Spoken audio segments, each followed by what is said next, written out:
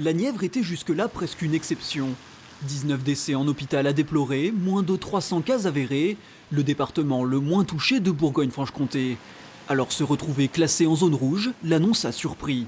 Un peu étonné par rapport au nombre de cas dans la Nièvre et au nombre d'hospitalisations. C'est un peu étonnant, quoi. Je ne sais pas comment ça a été établi. Il reste aussi à attendre la date du 7 mai, puisque là on saura si déconfinement il y a ou pas pour le 11 mai. Le plus étonnant, une première carte qui pointe la circulation active du virus. La Nièvre est le seul département en rouge de la région.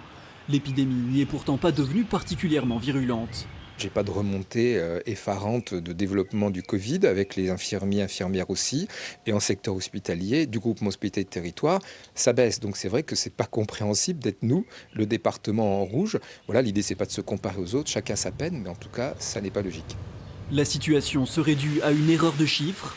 Des tests demandés par l'ARS auraient été comptabilisés comme des suspicions de Covid. Mais un deuxième critère entre en compte, la tension hospitalière. Et là, alors que la Nièvre ne compte plus que 4 personnes en réanimation, l'indicateur est régional. Ce classement se fait sur 2 critères. Quand un seul des critères est rouge, le département est rouge. Et le critère sur la tension dans les services de réanimation est un critère qui n'est pas départemental mais régional. Donc la tension sur les services de réanimation qui existent dans quasiment tous les autres départements de la Bourgogne-Franche-Comté est répercutée sur le département de la Nièvre. Si la Nièvre pourrait ainsi repasser en vert sur l'un des critères, il faudra compter sur une baisse des hospitalisations dans toute la grande région pour oublier le rouge.